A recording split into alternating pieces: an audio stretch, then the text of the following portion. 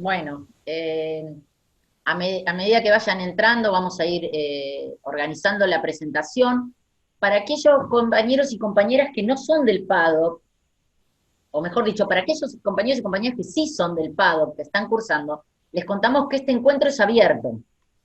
Hay colegas que se quisieron sumar porque nuestra idea es poner en discusión, en este caso, el tema de la evaluación, con lo cual vamos a estar compartiendo un espacio que no necesariamente es de los cursantes del PADO. Creíamos que era interesante abrirlo y escuchar a otros colegas que nos pueden contar algunas cosas, con lo cual vamos a contextualizar el evento, ¿no? Para que aquellos que no son del PADO y que por ahí, después de esto, tengan ganas en algún momento de cursarlo, sepan de qué se trata y para que sepan de dónde vienen estos pensamientos. Con muchos de ustedes ya nos conocemos vía Zoom, obviamente, pero bueno, ya ahí María Taboada ya es fija que siempre está María.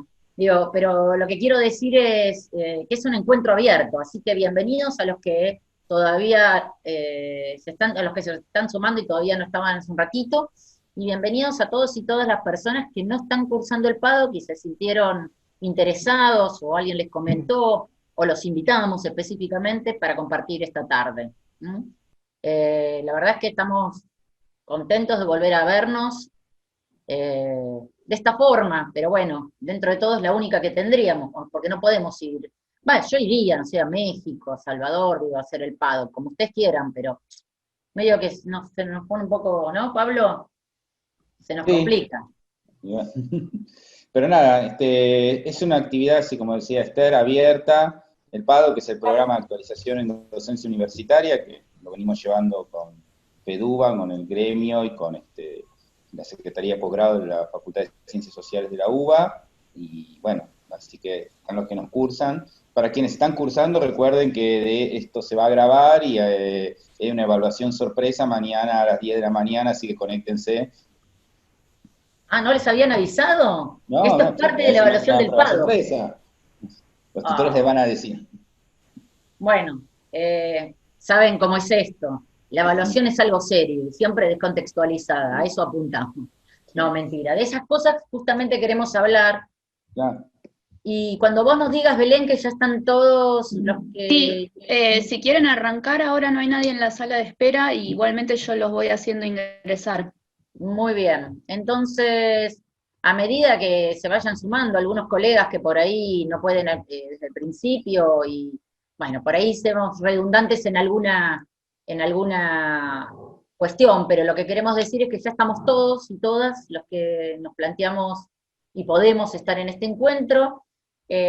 Así que, bueno, Pablo, cuando vos quieras, nos presentamos y arrancamos. Bueno, bienvenidos todos y todas. Este es un encuentro abierto que hacemos en el marco del programa de actualización docencia universitaria que se venimos llevando adelante con FEDUBA, el sindicato de base de la UBA de CONADU, y con la Secretaría de Posgrado de la Facultad de Ciencias Sociales, y CLACSO, en Latinoamérica, y que está, bueno, ya su octava cohorte. Estamos trabajando estos talleres, y esta es una oferta que es abierta para quienes cursan, quienes cursaron, y quienes aún no han cursado pueden presenciarlo y quizás también sumársenos. Es un espacio que nosotros hemos pensado abierto, de reflexión. Habrá poca participación de Esther y mía, que somos los coordinadores del PADO. Esther Levy, que es pedagoga reconocida, doctora en educación, investigadora en el Instituto de Ciencia de Educación de la UBA, y quien les habla, investigador adjunto de CONICET, sociólogo y doctor en Ciencias Sociales. Este, y nos va a estar ayudando Florencia Fireman, que compone, también otra experta en pedagogía, quien compone además el staff de tutores que llevan gran parte de la tarea que hacemos con el PADO. Para Y además no, Florencia es una de con las Florencia profesoras. Godoy, bueno, Flor Fireman, Catalina Krafnov, José Bayer y Ariadna Brita, son y María Lanosa. Bueno, que ustedes ya los conocen de las cursadas, y para quienes no los conocen, estamos presentando, y nos acompaña también Belén Sotelo, del sindicato y de CTA Argentina. Bueno, Ahora la dinámica va a ser la siguiente, nosotros vamos a hacer una breve presentación, Esther y yo, como introduciendo la mecánica y algunas reflexiones.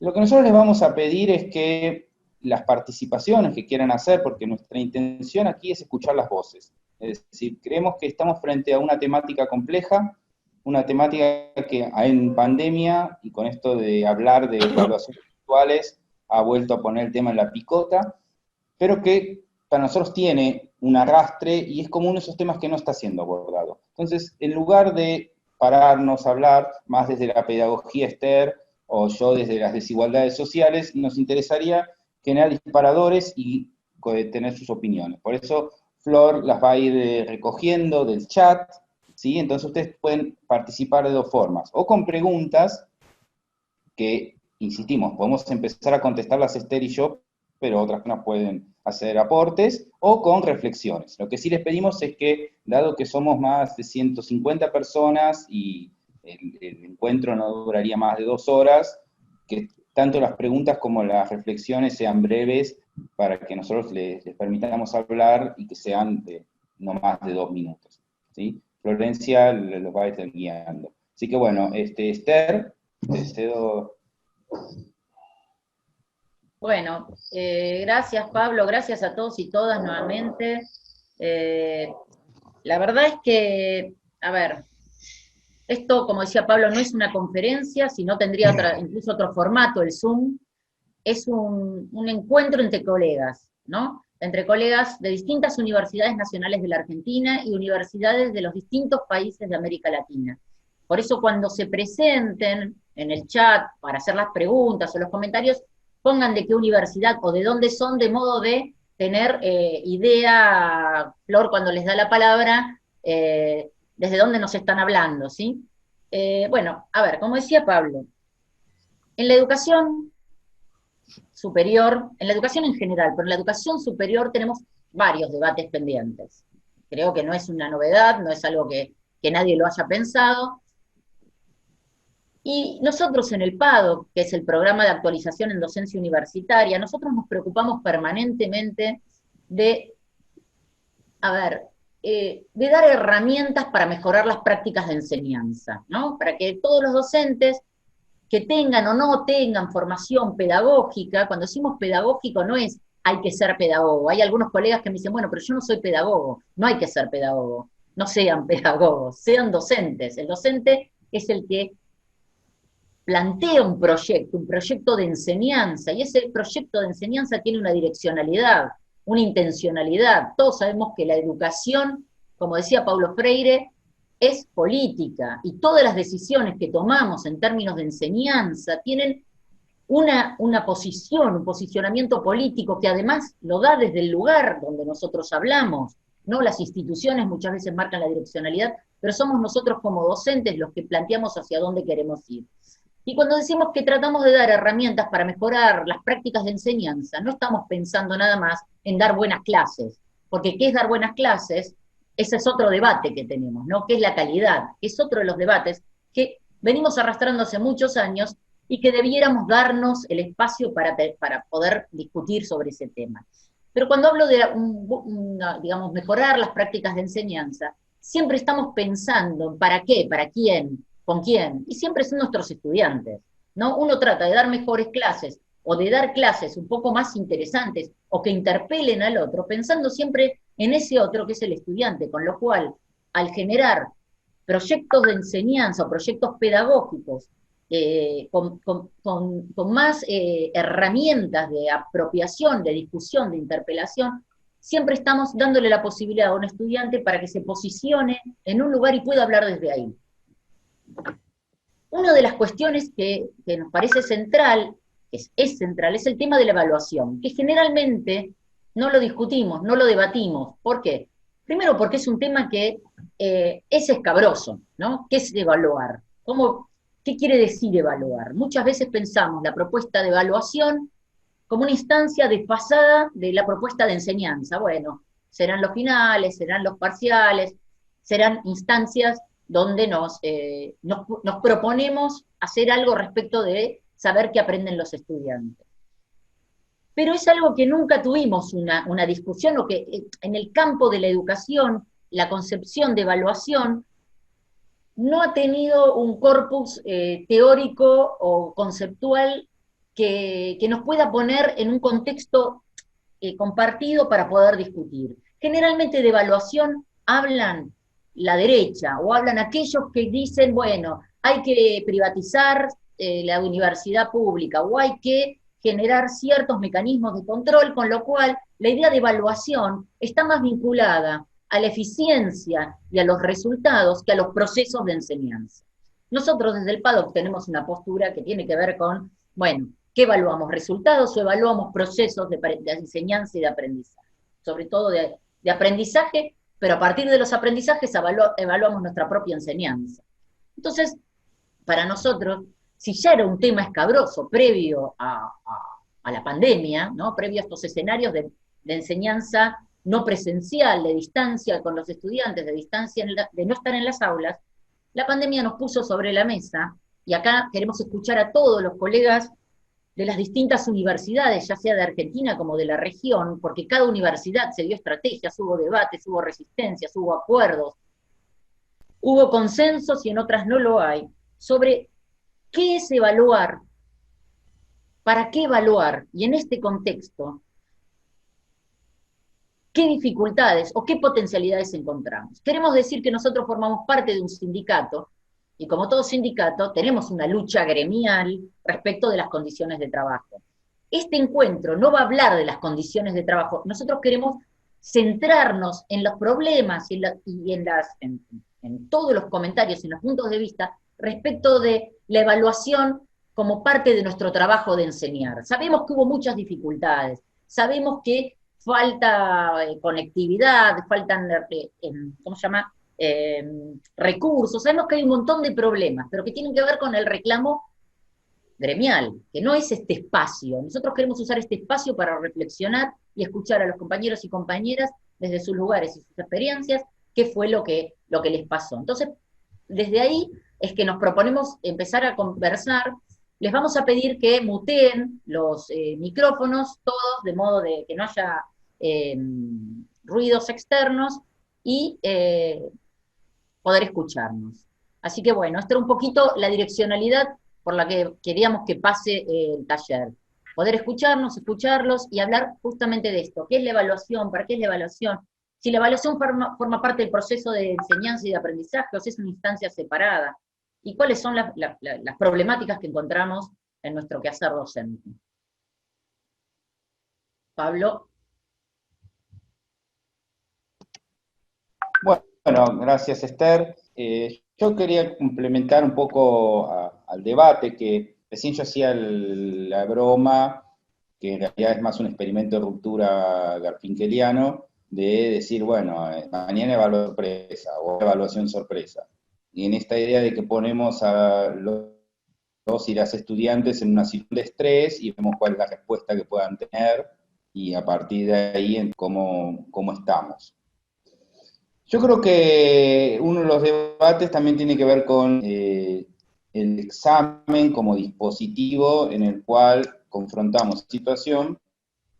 A partir de ahí podemos decir si los estudiantes están en condiciones de aprobar el curso. Y si no lo están, sirve para detectar esas falencias, esos errores, y después hay las instancias para corregirlas, ¿no? Entonces, esto es casi un dispositivo, una concepción sobre los procesos de enseñanza y sobre las desigualdades, ¿no? Es decir, creemos que el mérito puede sobrepasar las desigualdades existentes, y de esta forma ponernos frente a una situación en la cual, digamos, el propio mérito, el esfuerzo de los estudiantes va a garantizar un rendimiento satisfactorio, y eso lo demuestra la evaluación, y con eso corregimos las desigualdades de origen. Y en realidad lo que me interesa es problematizar que al lado de la evaluación están las nociones que nosotros tenemos de avance o retroceso, de fracaso o éxito, incluso hasta de depresión.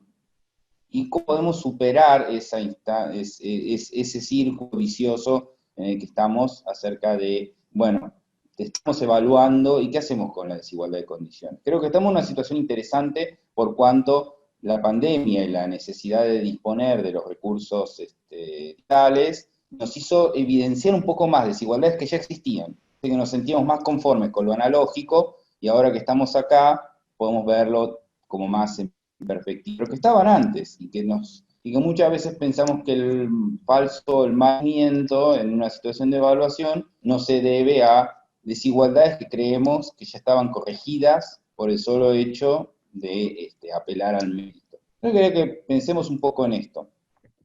Y sobre todo también teniendo en cuenta que es algo crucial en la educación superior, porque normalmente la educación superior aparece como un cúmulo de experiencias educativas previas. Entonces, en general, digamos, ya si algo es fácil, si algo viene mal, podemos culpar a la escuela media, a la secundaria, o incluso a la primaria o la escuela básica. Así que bueno, esto es un poco para iniciar el debate, así que Flor, pasamos a vos.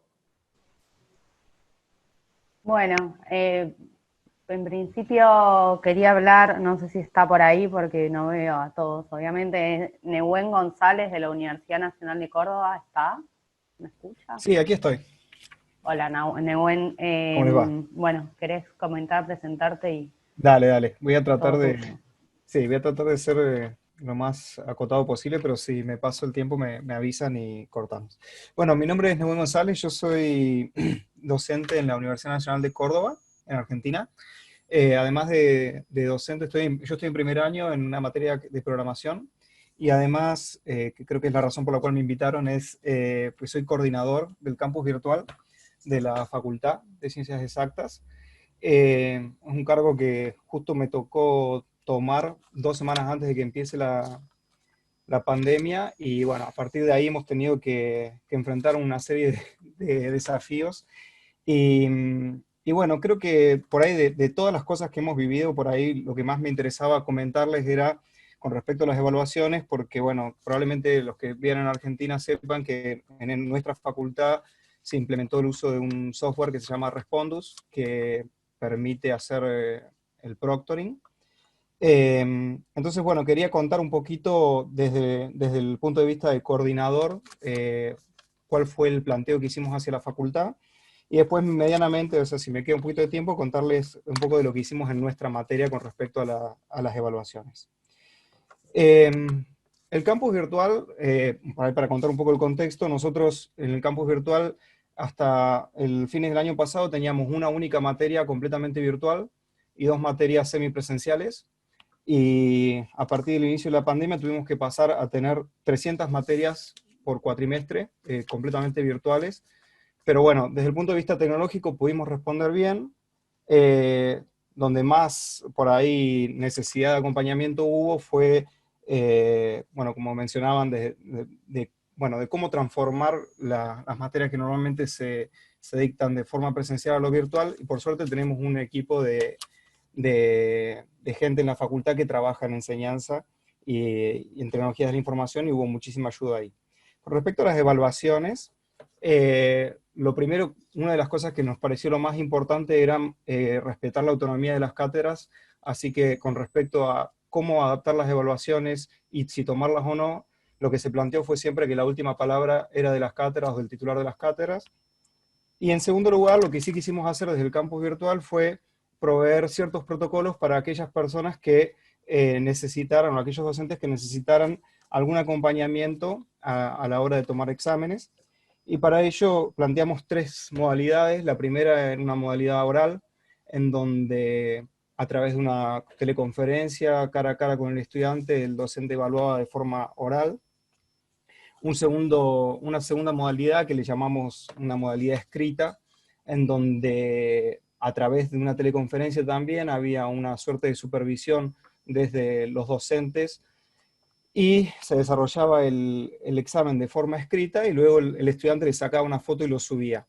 Y por último, esta modalidad utilizando las herramientas de proctoring, que lo que permite esta herramienta básicamente es, no hace falta que el docente esté supervisando, sino que durante el examen se prende la cámara de la computadora del estudiante y se lo graba durante el examen, y después los profesores, los docentes tienen la posibilidad de revisar esa grabación para, bueno, hacer algún tipo de supervisión. A ver, estas tres modalidades respondían a la enorme diversidad que hay en la facultad, porque tenemos materias donde por ahí tenemos 2 docentes y 5 estudiantes, y después tenemos materias donde tenemos 10 profesores, 10 docentes y por ahí 2.000 o 2.500 estudiantes. Entonces son realidades muy diferentes. Y la gran mayoría de los docentes se optaron por utilizar la modalidad oral, sobre todo en las materias donde la relación docente-estudiante es más chica. Muchas otras materias decidieron ir por la modalidad escrita, y un grupo muy reducido de docentes se decidieron por el uso de estas herramientas de proctoring. ¿Dónde tuvo valor el uso de estas herramientas? En aquellas materias donde la masividad hacía imposible que un docente supervisara a los estudiantes, ¿no es cierto? Y sobre todo el mayor problema que había era en corroborar la identidad de los estudiantes. Entonces esta herramienta les permitía hacer una corroboración previa y agilizó y permitió a estas materias más masivas tomar las evaluaciones utilizando esta herramienta. Bien, y después otra situación donde sí sirvió esta, a ver, probablemente acá me vayan a saltar al cuello, pero en materias muy masivas, hubo docentes que le vieron valor a esta herramienta para hacer las evaluaciones, dividirlas en 2 partes. Una primera parte de eliminatoria, por así decirlo, que utilizaban el proctoring. Entonces por ahí esa primera parte la pasaba a un 40% de los estudiantes, y después sí se les permitía con ese volumen de estudiantes tomar una evaluación personalizada o de forma oral. Bueno, y ya voy a ir cerrando nomás, medianamente contar, en la materia nuestra nosotros utilizamos esta herramienta, y a nosotros sí nos sirvió mucho, porque a nosotros lo que más nos interesaba era tener simplemente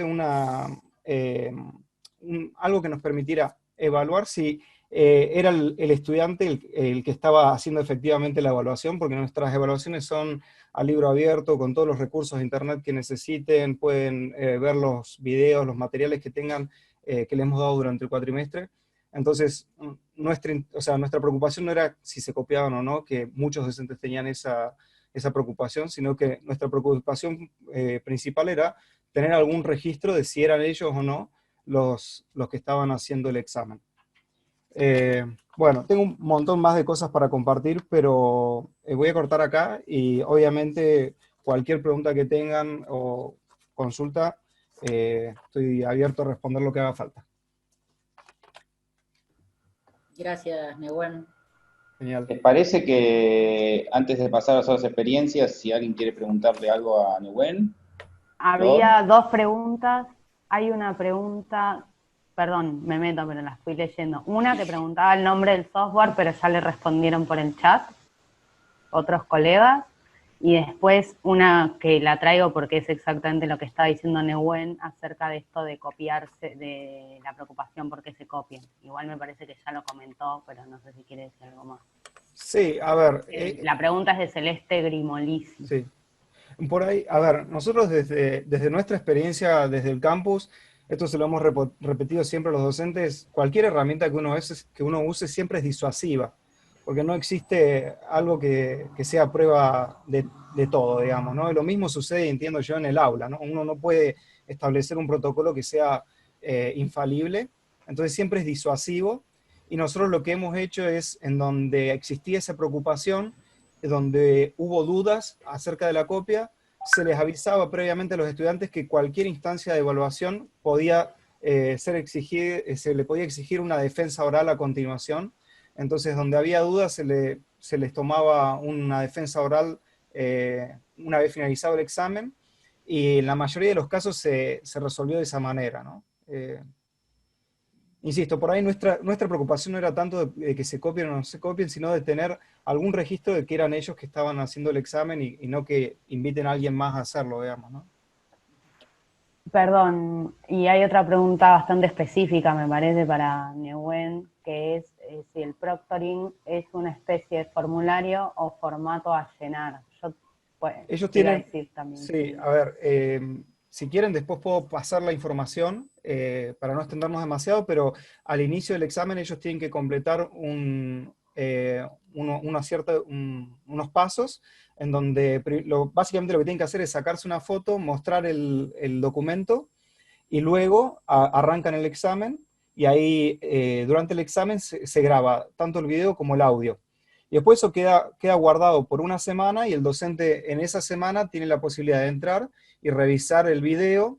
Por ahí una cosa que tiene interesante esto, que funciona bastante bien, es que el sistema que nosotros, esto es pago, está comprado, tiene un sistema de inteligencia artificial que te avisa si hay alguna actitud sospechosa. A ver, al final de cuentas uno tiene que revisar todos los que hayan aprobado. Los que desaprobaron uno no los revisa, pero los que aprobaron los tenés que revisar todos. Y, a ver, la verdad es que prácticamente no ha habido problema. Los estudiantes van a rendir y lo hacen, a ver, de buena fe. No hemos tenido no hemos tenido problema de esto de decir, ok, hemos detectado que había fraude y hubo que tomar alguna acción, por suerte, digamos, ¿no?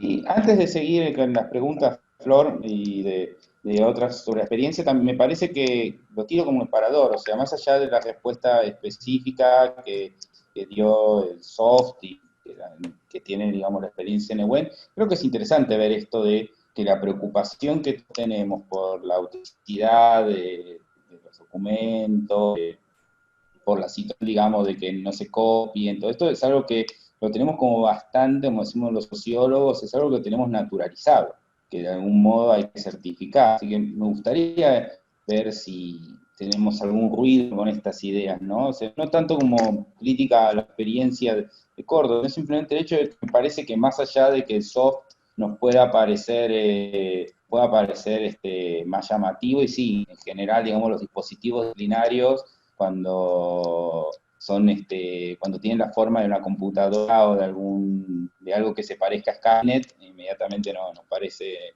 que nos asusta. Pero lo cierto es que tenemos naturalizado esto de cierto mecanismo de identificación de respuestas o de controles. Pero nos gustaría, no sé, si tenemos algunas otras experiencias, van a ver de cómo es esto, porque la virtualidad lo puso un poco en esto, ¿no? Yo quiero decir algo en función, ¿puedo decir algo? En función de la experiencia que nos cuenta Nehuen y los comentarios que voy viendo que van apareciendo. Yo creo que hay dos cosas a tomar en cuenta. Nehuen nos trae una herramienta, nos cuenta de una herramienta que utilizan o pueden utilizar, o sea, no eres coercitivo, corregime Nehuen, que pueden o no utilizar los docentes de la Universidad Nacional de Córdoba en Argentina, en estos escenarios de no presencialidad. Estamos hablando de una herramienta. Y yo fui anotando algunas cosas, el tema de la masividad, lo que van surgiendo no de lo que dice Nehuen, sino de lo que fueron diciendo los demás, ¿no? Masividad, control, el tema de copiarse, de la, ¿cómo se llama?, de la identidad, ¿no? Y me puse a pensar, ¿cuántas de estas cosas se las podemos atribuir a una herramienta, pero que nos pueden pasar y que nos pasan efectivamente en las aulas, cuando damos clase en la vida real, como digo siempre. Digo, en las aulas muy masivas, ¿no? Cuando tenemos muchísimos estudiantes, no estamos controlando la identidad. Y también puede venir uno, puede venir el hermano, el amigo que sepa. El tema del control y la copia, ¿no? Con estas herramientas seguramente estamos más preocupados, pero porque nosotros no estamos pudiendo controlar todo. Ahora, en las aulas, que creemos que controlamos todo, los estudiantes también se copian, y nos hemos copiado. Digo, yo no se lo comenten a nadie, alguna vez lo hice.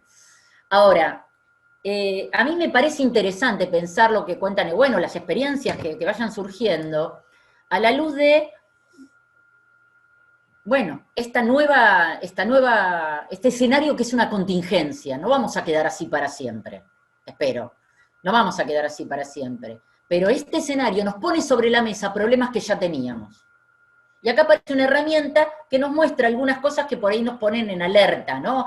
Si la identidad, si no la identidad, pero qué cosas de estas ya teníamos en la presencialidad. Por eso nuestra propuesta es debatir cuál es el sentido de la evaluación.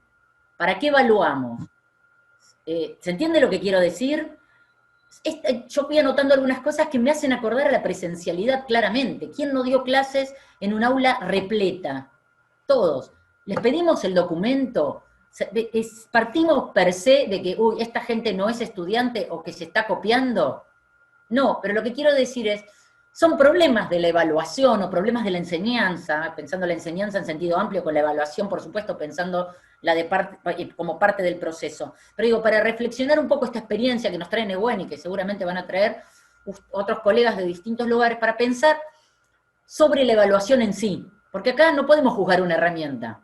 Digo, puede servir para unas cosas y puede, corregime Nehuen, puede servir para unas cosas y en otras por ahí no tanto. ¿Se entiende? Sí. ¿Ya me congelé?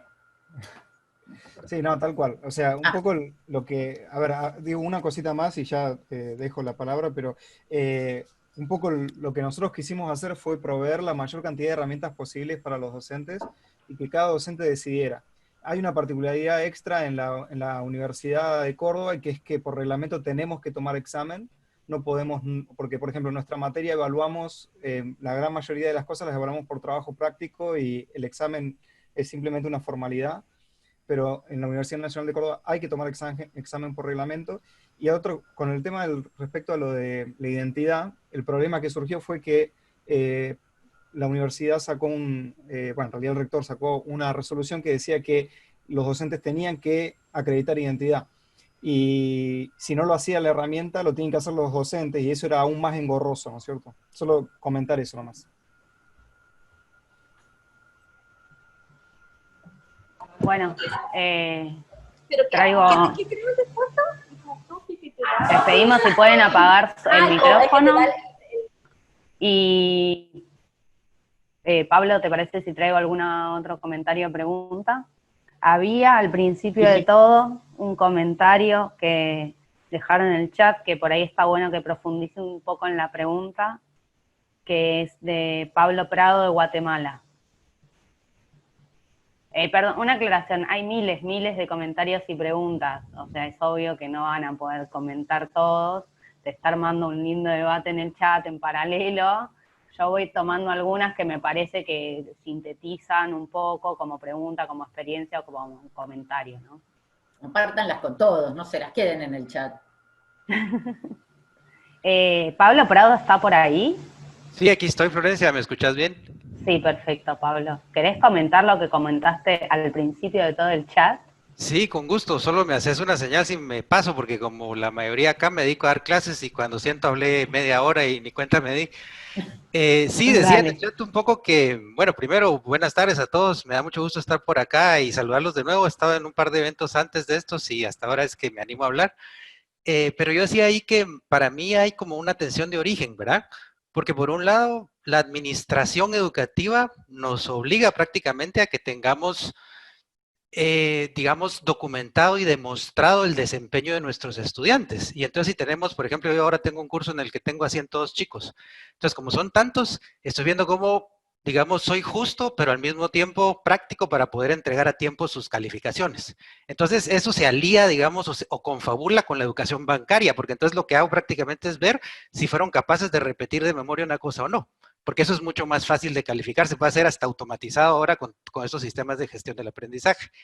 Y por el otro lado está, digamos, este afán más emancipador del que hemos estado leyendo, digamos, en los textos del PADOK, en el que lo que queremos más bien es formar sujetos erguidos, diría Semmelman, si no estoy mal, era el que acuñaba un poco esa expresión.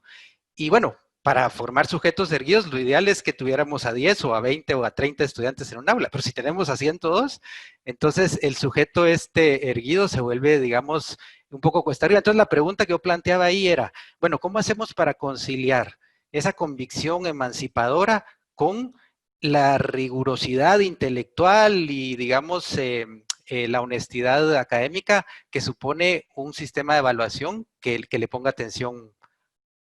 ¿Aló? ¿Me escuchan?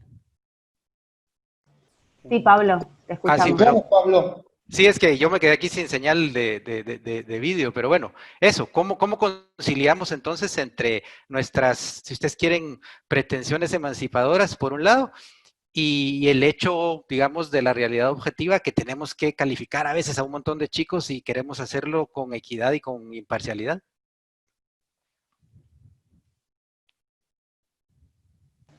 Gracias, Bueno, Pablo. gracias Pablo.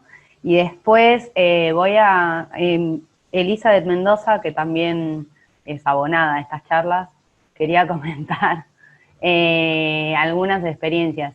Elizabeth, si querés, decías 2 experiencias, pero capaz como para acotar, por ahí podés elegir una y después comentás otra, así le damos la palabra a más compañeros y compañeras. Hola Flor, muchas gracias, buenas tardes, un placer estar aquí con ustedes desde Querétaro, México, como se los dice al inicio. Voy a tratar de ser súper breve y muy concisa, ¿ok? La experiencia que quiero compartir con ustedes es la dualidad como docente que yo he tenido desde marzo, cuando sobrevino la pandemia. Yo soy profesora universitaria en una escuela pública y en una escuela privada, en México, ¿ok? En Querétaro, que es donde yo vivo, radico y demás. La transición hacia la virtualidad y como docente en la universidad privada fue prácticamente en automático. Las autoridades en México y las autoridades en Querétaro todavía no se pronunciaban respecto de que teníamos que estar en un confinamiento, cuando en la universidad privada ya nos estaban capacitando como docentes para utilizar no al 100, sino al 200% todas las plataformas, todas las herramientas y todos los recursos que el campus virtual de la universidad privada tiene para ofrecernos. A la par, y es algo que me parece profundamente importante poner sobre la mesa y compartir con todos ustedes, esta capacitación también se dio de forma analógica, pero con los estudiantes. Entonces, desde ese punto considero yo que hubo un sentido de corresponsabilidad, ¿ok? Y caso contrario, la experiencia que tengo actualmente en la universidad pública donde trabajo, donde, no sé, supongo que es una situación que prácticamente todos compartimos, los recursos son limitados, los grupos son muy amplios, las plataformas de acceso pues prácticamente las gestionamos como docentes a través de aquellas que sean gratuitas. Entonces, no fue tan fácil, y de hecho todavía no es tan fácil, que los estudiantes tengan este mood o tengan esta connotación de también ser responsables. No digo que no lo sean, pero es más complicado.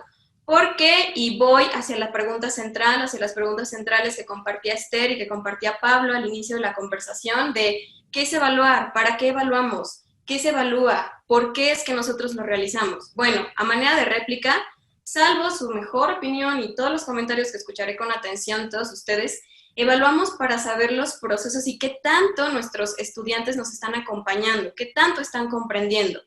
Pero más que transmitir, o al menos esta es mi experiencia, qué tanto están construyendo, ¿ok? Y el último comentario que quiero compartir con ustedes es, evaluamos, o bueno, en el caso particular de las instituciones donde yo puedo ser profesora, evaluamos para saber el grado de aplicación que ellos pueden tener. Vemos una parte teórica, pero inmediatamente aplicativa. Y esto hace que su primera opción no sea memorizar. O sea, que se preocupen por un hacer, por un realizar, ¿de acuerdo? Y finalmente, la evaluación la hemos transitado o la hemos direccionado hacia proyectos. Yo sé que no en todas las materias y yo sé que no en todas las profesiones se puede llevar a cabo de esta manera. Pero yo de formación soy abogada, maestra en ciencia jurídica y actualmente estudio un doctorado en ciencia jurídica. Y me causa mucho, me mueve bastante el hecho de que mis colegas no tengan esta formación y no se preocupen o no sea su preocupación preponderante el cómo, el a partir del qué y de qué van a estudiar, qué van a significar nuestros alumnos, ¿ok? Entonces considero yo que estas reflexiones son muy importantes dejarlas sobre la mesa para que, como mencionaba Pablo, o sea, lejos de que esto sea un distanciamiento social más y las relaciones se hagan muchísimo más, ¿cómo decirlo?, se acentúen las diferencias sociales, pues podamos ser una comunidad más armónica, ¿ok? Eso es lo que en una primera instancia quiero compartir. Gracias. Gracias, Elizabeth. No sé si Esther y Pablo quieren comentar algo o seguimos. No, de hecho, preferimos de intervenciones más, o sea, reiteramos, la idea nuestra es escuchar las voces y las experiencias entre colegas y no tanto del pago. Yo coincido con Pablo, me gustaría seguir escuchándonos, creo que hay como muchas ganas de contar y de expresarse y de seguir profundizando a partir de las preguntas a los colegas. Nuestra intervención, como decía Pablo, tiene que ver un poco también con algunas cuestiones sobre la mirada que tenemos nosotros desde el PADOK, lo que proponemos. Estoy diciendo porque estoy viendo el chat y hay algunas cuestiones que después, si no surgen en la charla, las vamos a retomar para poder comentar algo, ¿sí? Estamos tratando de escuchar y leer a todos, pero bueno, somos muchos, está buenísimo que seamos muchos además.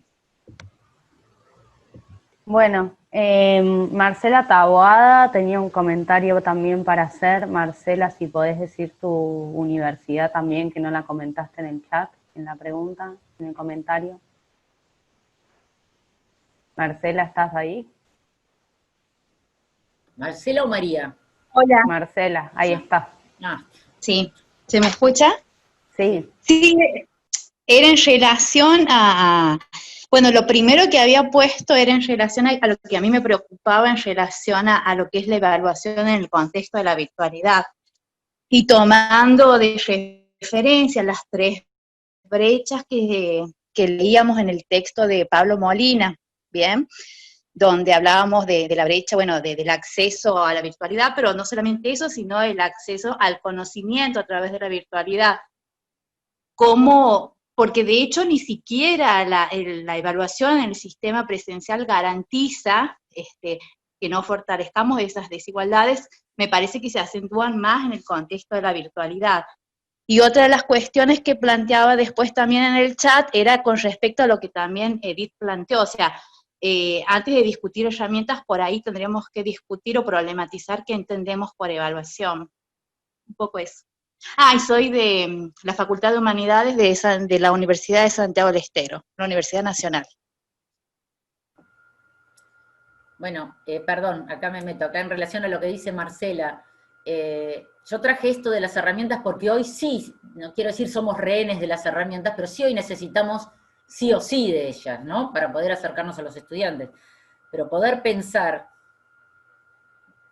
a la evaluación en el marco de lo que es el proceso de enseñanza. Digo, yo estaba mirando, muchos colegas están planteando, bueno, el tema de la acreditación, qué pasa con la instancia, si no puede haber una instancia durante el proceso. A ver, institucionalmente, como lo decía antes Pablo, hay requerimientos institucionales que tienen que ver con entregar las notas de los estudiantes. Lo tenemos que hacer. Eso es parte de nuestro trabajo y parte del funcionamiento de lo que son las instituciones educativas formales, ¿no? Hay acreditación.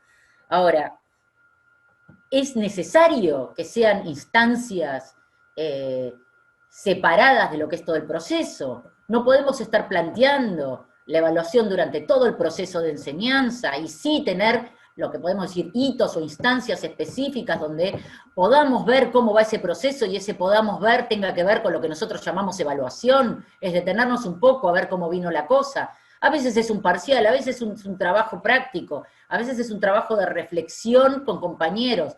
Lo que quiero decir es, las herramientas virtuales ya existían, no es que aparecieron ahora con la pandemia, no les dábamos demasiada importancia porque teníamos el cara a cara, el cotidiano en las aulas. Ahora sí o sí las necesitamos, pero por eso me parece que es importante pensar en la evaluación con herramientas o sin herramientas, con presencialidad o sin presencialidad, en términos de cuál es el sentido. ¿Se entiende lo que quiero mencionar, lo que estoy tratando de mencionar? ¿Qué lugar le damos a la evaluación en el proceso de enseñanza? Siempre es una instancia que acredita, porque institucionalmente, o sea, uno entra a una universidad y sabe que va a tener que acreditar para poder decir soy abogado, soy médico, soy pedagogo, lo que fuera. Bueno, Eso existe y eso sabemos. ¿Cómo hacemos para que esas instancias que haya que acreditar, que tengan que acreditar los estudiantes, sean instancias también de aprendizaje, y no de un control o coerción? Digo, a eso nos queríamos referir, y retomo lo que decía antes Elizabeth y lo que decía Marcela, en esta dirección. No hablo más, les prometo. Bueno, sigo con lo que fui rescatando. Natalia de Mar del Plata hizo varios comentarios en el chat. Natalia está por ahí. Natalia de la Universidad Nacional de Mar del Plata. Sí, sí, acá estoy. Buenas tardes. ¿Querés comentar las cosas que comentaste en el chat? Sí, en realidad a mí lo que me parece interesante, yo soy de la Facultad de Psicología, y lo que hablamos con mis compañeras en la cátedra tiene que ver con que este escenario nos puso en crisis como docentes, en principio al menos, yo hablo desde mi experiencia, ¿no? Y nosotros por ahí dejamos de estar, entre comillas, cómodos a como veníamos trabajando, con lo que estábamos acostumbrados y demás, y quizás a veces también es más fácil centrarse en esta cuestión de si el estudiante está haciendo las cosas bien o no. No sé si es la única variable que hay que pensar, sino eso, tomar como un desafío cómo motivar nosotros a los estudiantes, pero también cómo motivarnos nosotros, los docentes, digo, ¿no? Porque es sumamente difícil el cambio de escenario, no es lo mismo, no es lo mismo. Entiendo que también depende del tipo de materias, no es lo mismo en carreras que trabajan con materias en exactas, por ejemplo, pero en el caso, yo en la materia que estoy es del último año, de Psicología Jurídica, y tratamos todo el tiempo de que la evaluación sea un proceso, digamos, adaptándolo al escenario virtual, pero pudiendo trabajar cuestiones concretas del rol, trabajos grupales, trabajar con películas. Nosotros en el último año tenemos prácticas en instituciones, imposible hacerlo, entonces si eso no se hacía, que es parte del programa, la materia no se podía acreditar como aprobada, entonces adaptamos las prácticas, los equipos de las instituciones se conectan virtualmente y cuentan experiencias de casos y de prácticas concretas, y después a su vez, como no hay posibilidades de entrevistar y demás, lo que hacíamos era compartir películas puntuales que se relacionaran con los temas y tratar de inventar como si fuera una entrevista a determinado personaje en relación a la temática. Pero tratando, digamos, no sé si es creatividad la palabra, pero de tener varias herramientas, porque eso me parece que es lo que hace que el estudiante incorpore de una manera diferente en este escenario. Creo que el mayor error es tratar de replicar casi o querer pretender replicar en un 100% el escenario de la presencialidad de la virtualidad.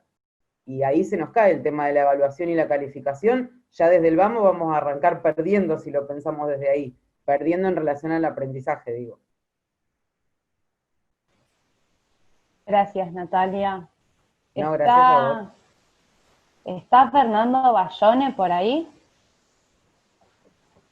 Fernando. Acá estoy, hola. Hola, Fernando, ¿qué tal? ¿Cómo ¿Querés están? comentar? Sí, gracias. Bueno, gracias por la invitación. Yo soy docente de la Universidad Arturo Jauretche, Universidad Nacional de Florencio Varela, en el conurbano bonaerense.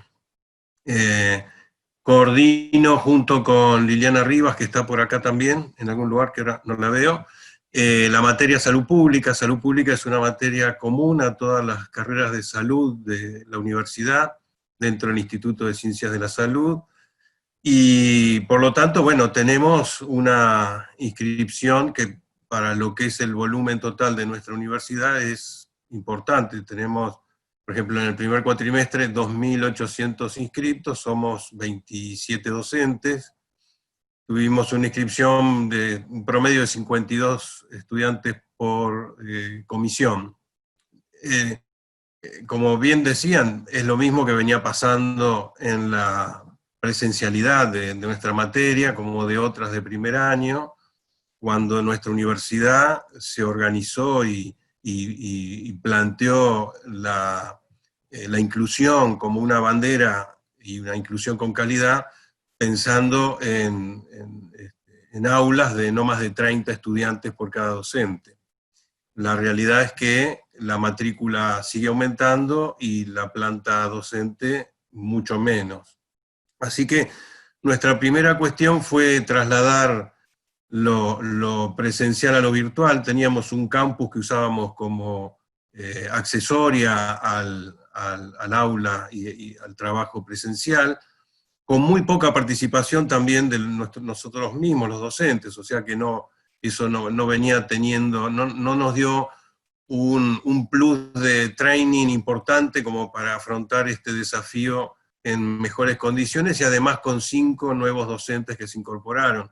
O sea que ni siquiera tenían un rodaje previo en la materia, al menos con nosotros, digamos, no era que no tuvieran conocimiento o antecedentes, pero, y además nada de conocimiento de lo virtual. Bueno, nosotros planteamos, y la verdad, digamos, que nos pasó a todos, que tuvimos que armar un curso virtual en un par de semanas prácticamente, y en un principio, no sé si a todos les pasó lo mismo, pero aún con la idea de que no sabíamos si iba a ser por 2 meses, esto fue muy increciendo y nosotros pensamos que por ahí el cuatrimestre lo terminábamos presencialmente, esa es la verdad. Una de las primeras cuestiones, bueno, un valor que sí me parece importante rescatar es que esto nos ayudó a trabajar mucho más en equipo de lo que veníamos haciendo. Entre otras cosas porque era mucho más fácil reunirnos, ¿no? Desde la virtualidad que coordinar un horario y un punto físico de encuentro todas y todos. Y entonces, bueno, tratamos de ir construyendo ese curso virtual con una primera cuestión que decidimos en conjunto, que era que no iba a ser promocional, nuestra materia es promocional. Bueno, fue una de las, creo que las únicas 2 de las 8 que componen el ciclo inicial de toda la universidad, son 4 de cada instituto y 4 comunes, creo que fueron una de las únicas 2 que no fue promocional, porque en realidad teníamos mucha incertidumbre en cuanto a cómo garantizar ese trayecto. Incluso nosotros tenemos prácticas en terreno, en territorio de vinculación, que obviamente no se podía hacer. Entonces decidimos, con el costo que también conlleva para nosotros y las docentes, tener que asumir después el final masivo, solo garantizar la cursada. Con otra gran dificultad que es la cantidad de estudiantes que tenemos que viven en situaciones muy complicadas y que si bien en lo presencial ya uno tiene acceso a cierta problemática, con esto de la virtualidad, con compartir grupos de WhatsApp y más, nos metemos y se meten en nuestras casas, nos metemos en sus casas, pero además nos consultan muchísimo más problemas y cuestiones personales de los que antes suponíamos. Perdón que no llegué todavía a la evaluación, pero creo que como ese continuo que hablamos, esto tiene que ver con el continuo. En ese proceso aparecen muchas más cuestiones personales. A nosotros nos preocupó mucho el tema de sostener la inclusión. Entonces, llegada la hora de pensar en los parciales, bueno, nosotros presencialmente trabajamos mucho en grupos también, y siempre abordando casos, problemas de salud pública.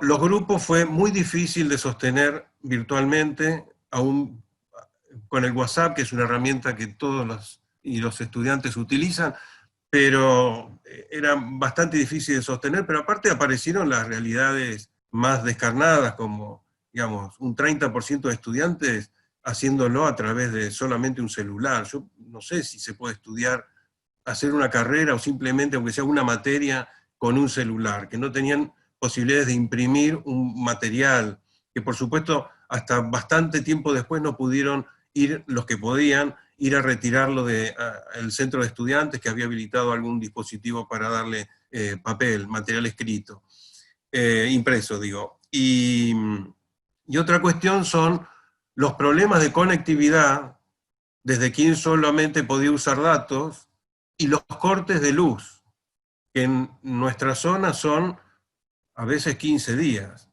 Bueno, con todo esto, y poniendo mucho cuerpo para sostener y ver quiénes dejaban por ahí una semana de aparecer y demás, nosotros decidimos organizar con un componente que era poder acreditar lo que sería el equivalente al presentismo. Por supuesto que en la virtualidad esto es totalmente distinto, pero bueno, que semanalmente tuvieran que participar en el foro de cada tema, de cada semana había un tema distinto con un foro, entonces tendrían que cumplir con el 75% de intervenciones en los foros, o sea, intervenía el 75% de los foros, quiero decir, y también tenían una autoevaluación que no sumaban ningún punto, la autoevaluación era solo para entrenarse cada uno en los conocimientos de la materia, de cada tema, y tenían que también haber hecho el 75% de esas autoevaluaciones.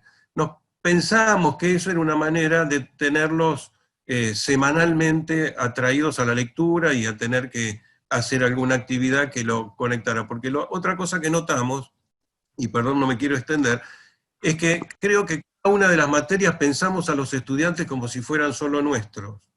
Y entonces lo que nos comentaban después los estudiantes era que tenían una demanda de actividades. Creo que por el miedo nuestro de que en la virtualidad no sabemos cuánto van a leer, y qué sé yo, que me parece que excedía el doble de lo que humanamente podía hacer un estudiante por semana. Nosotros hemos planteado la necesidad de coordinar con las otras materias del primer año para poder hacer algo lógico y humanamente posible para los docentes y para los estudiantes.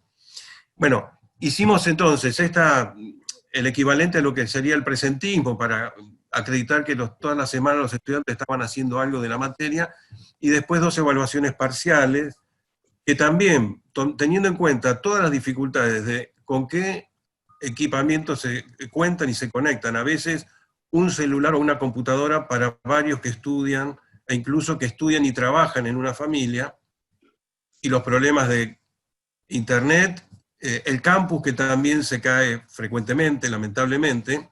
Entonces decidimos que nuestros parciales fueran los días domingo, era el día que menos gente podía estar trabajando fuera de su casa, porque aún en el hecho de que uno le puede dar un certificado por examen, en trabajos esenciales no se lo estaban aceptando. Entonces, domingo, que era el día que menos podían trabajar, domingo el día en que no hay chicos en edad escolar teniendo que usar los dispositivos en la escuela, y lo mismo con el resto de personas que podría trabajar o el propio estudiante. Y dimos 24 horas para hacer ese parcial. No fue en línea, porque en línea se le corta el internet, se le corta la luz o se cae el campus. Entonces tenían 24 horas para descargar el parcial, hacerlo y volverlo a subir, siendo que esto acreditaba solo los conocimientos para la cursada y no aprobar la materia. Entendemos que el campus y el sistema que la universidad plantea debe, en ese caso, garantizar la identidad. Nosotros no podemos estar aún chequeando eso por fuera del sistema y lo que la universidad ofrece. Y además, como nosotros evaluamos competencias, comprensión del problema que le estamos planteando, asociación de situaciones que le planteamos y de conocimientos y propuestas sobre ese problema, nos dimos cuenta que el resultado final fue más o menos igual que cuando lo hacemos presencialmente. No es que por tener 24 horas se pasaban unos a otros, en algún caso se dio de alguna copiada masiva, una cosa así, pero tan fácilmente detectable que el docente después tuvo algo online con los estudiantes, un conversatorio, y creo que más que retarlos puso en evidencia que un estudiante universitario no está obligado a hacerlo y que debe asumir la responsabilidad de dónde está, ¿no es cierto? Porque el día que creo que ese se le cobran todas las cuentas juntas. Bueno, Fernando, sí. Discúlpame que te interrumpa, pero si podés ir ajustando la intervención, así pueden. Yo pensé que iba a hablar un minuto, perdón. No, perdón. Cierro con... Nosotros priorizamos la inclusión, por supuesto, con estudiantes que se destacaron tanto como en lo presencial y que sabemos que hubieran podido promocionar, pero sobre todo tratando de rescatar a los que se estaban quedando en el camino.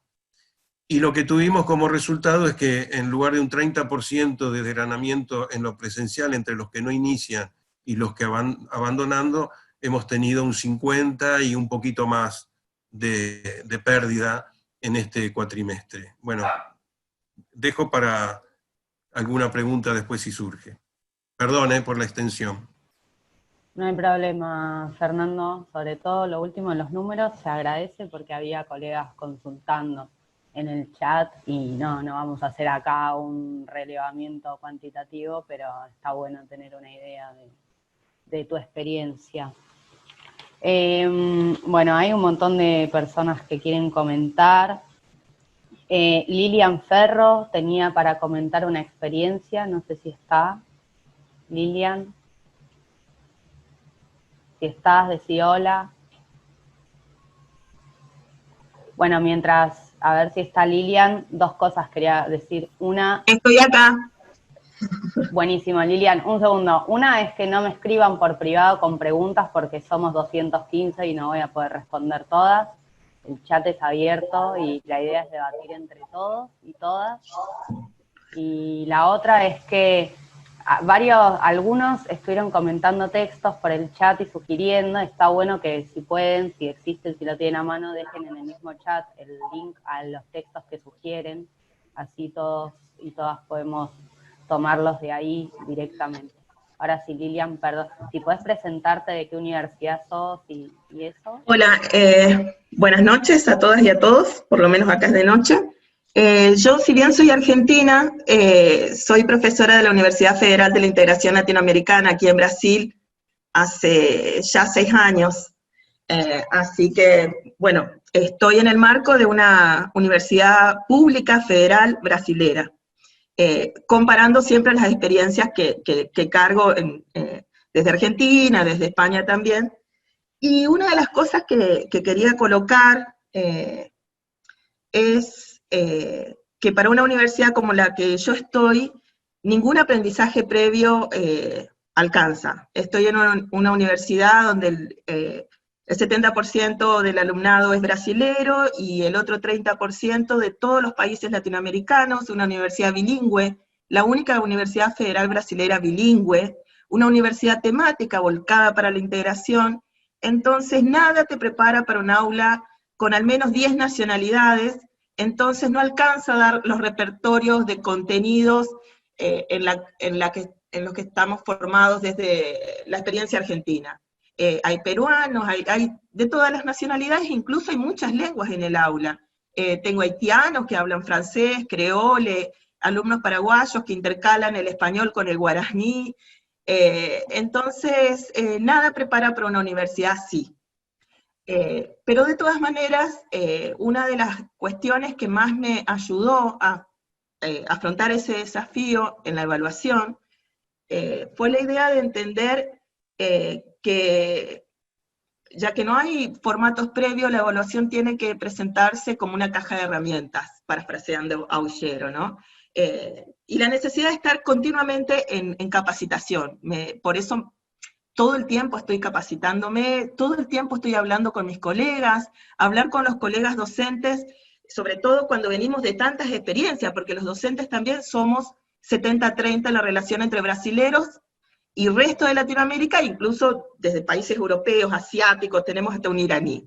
Entonces yo aprovecho mucho eso, cada vez que nos juntamos a comer, siempre hablamos de técnicas, de evaluación, porque yo también aprendo a través de mis colegas, ¿no? Que vienen desde tantas formaciones diferentes. Entonces el que quiere dar cuenta de un desafío finalmente lo hace. Hay muchas herramientas como para aprender y a evaluar, ¿no?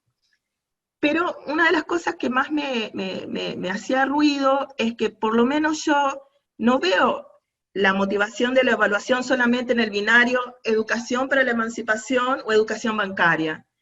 Yo creo que hay que evaluar porque la universidad pública tiene una responsabilidad con su sociedad. No se puede no evaluar en carreras como medicina, ingeniería civil, en fin, que pueden traer muchas consecuencias a la sociedad, porque a mí me parece que aún en las humanidades, de hecho yo soy de las humanidades, yo estoy en el Instituto Latinoamericano de Economía Social y Política, pero mi formación en Argentina fue historia. Aún en las humanidades, la sociedad cuando recibe un graduado, de la universidad pública sobre todo, confía en que tiene las herramientas para darle respuesta a esa sociedad que es compleja, cambiante, que siempre está generando problemas nuevos y necesidades nuevas. Entonces no se trata solo de la educación emancipatoria bancaria, para mí, no es solo ese binario. Yo evalúo porque hay una sociedad que está sosteniendo la universidad pública y que cada vez que le damos un diploma a alguien que atravesó diferentes disciplinas, diferentes materias, está pensando que recibe no solo un ciudadano crítico y todo lo demás, sino alguien capacitado para darle respuestas, y porque esa sociedad es la que está sosteniendo la universidad pública. Entonces yo evalúo por responsabilidad social, básicamente. Me quedo también con un comentario que ha hecho la colega de México, Elizabeth. Acá en Brasil es una situación muy parecida. Las privadas inmediatamente se reciclaron y comenzaron a dar clases y todo lo demás, pero la relación de la privada con el alumno es clientelar, y la universidad pública tiene una relación diferente. Entonces las privadas no pueden no dar clases en la emergencia porque dependen de las cuotas que pagan los alumnos, y no dar clases provoca una gran deserción, y la universidad pública se rige con un criterio, se rige con un criterio lucrativo. Aquí en Brasil, el negocio universitario es el 6º negocio en importancia de todas las actividades de Brasil. Imagínense que eso no se trata solo de responsabilidad educativa, ¿por qué las privadas están dando clases mientras muchas públicas no? Sino porque perderían matrícula, perderían pago de cuotas. Entonces me parece que son realidades que tienen que ver con la dinámica que la educación pública, afortunadamente, no necesita regirse por ese parámetro. Si bien yo estoy de acuerdo en el criterio que han tenido muchas universidades de dar clases aún en la virtualidad, porque creo en el derecho a la educación. Eso lo hablaba con colegas de la UNSAM y con colegas de UBA, permanentemente en contacto, y me decían, tenemos que dar clases porque tenemos que considerar el derecho a recibir la educación de los alumnos, con todos los inconvenientes que tiene. Y para ir redondeando, yo creo que todo esto también nos plantea preguntas incómodas, ¿no? La universidad, como alguien comentó en un curso de capacitación que hice, no me acuerdo hace cuánto, sigue funcionando como si todavía estuviéramos en el siglo XIX. Si uno le sacara una foto a un aula universitaria, es la misma foto desde hace siglos atrás. Un docente dando el aula, los alumnos escuchando, y muchos de nosotros tenían resistencia a incorporar las tecnologías. Pero las tecnologías ya estaban ahí. Los alumnos están con el teléfono celular. Por lo menos a mí me pasa que muchos alumnos, mientras yo me estoy matando, después de haber hecho una planificación exhaustiva para cada aula, como si fuera un concurso, muchos de mis alumnos están con el teléfono celular. Lilian, entonces, sí. Disculpa, si podés ir redondeando, Sí. les vamos a pedir Entonces, a todos un poco más de síntesis, porque así pueden hablar más colegas. Me parece que esta circunstancia de la pandemia también nos obligó a repensar que por más que tenemos una formación del libro, muchos estudiantes usan el teléfono celular no porque no es una imposición o no tienen otros elementos, sino porque ellos sí se las arreglan con un teléfono celular. A pesar de que a nosotros nos parece imposible estudiar de un teléfono celular, es porque venimos de otra generación. Ellos sí se arreglan con un teléfono celular. Entonces yo también creo que la pandemia nos sacó de un lugar de cierta comodidad y nos obliga a adaptarnos. Y con eso cierro. Muchísimas gracias, Lilian. Esther, ¿vos querías comentar algo? Yo quería hacer una intervención antes de seguir, prometo ser corta. Flor, cortame si me excedo. Para vos también era la... Por supuesto, por supuesto. Hay que predicar con el ejemplo. No, quería hacer una intervención en función de lo que estaba planteando Lilian, que me parece que dijo cosas muy interesantes y que podríamos ponernos a pensar algunas particularmente. En un momento mencionaste, Lilian, el tema de evaluar para la emancipación o para la responsabilidad pública, para mostrar que las universidades enseñan. Yo creo que no es dicotómico. Yo creo que justamente poner en discusión qué evaluamos. Evaluar para no es evaluar para la emancipación, es enseñar pensando en la emancipación, y cuando decimos emancipación estamos pensando en qué sujeto formamos. Un sujeto pensante, un sujeto crítico, un sujeto que pueda reconocer y reconocerse en una sociedad, pensando en las necesidades de esa sociedad.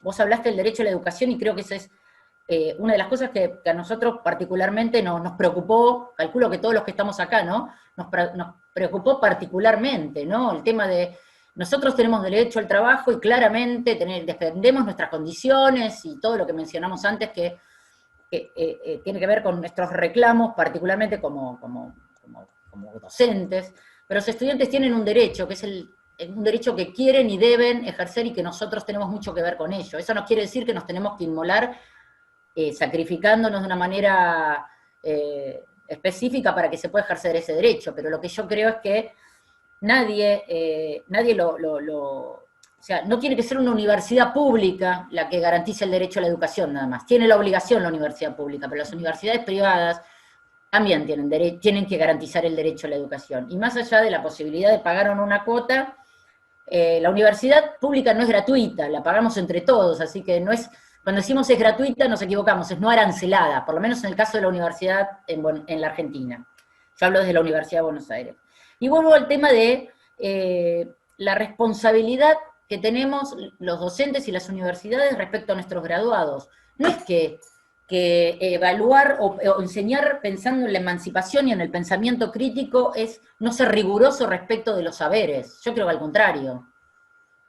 Yo creo que al contrario, justamente, creo que, y acá quisiera retomar lo último que mencionó la colega respecto del celular, ¿no? Nosotros siempre decimos, bueno, y es verdad, yo tengo hijas adolescentes, los jóvenes llegan a la universidad o llegan a la escuela, ni siquiera a la universidad, manejando mucho mejor que nosotros las tecnologías.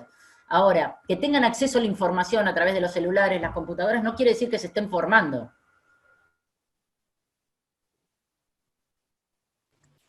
Te congelaste, Esther. Sí. Creo que se Esther, cortó la conexión. se le cortó, ¿no? Ah, ya me Esther, descongelé, bien. Sí.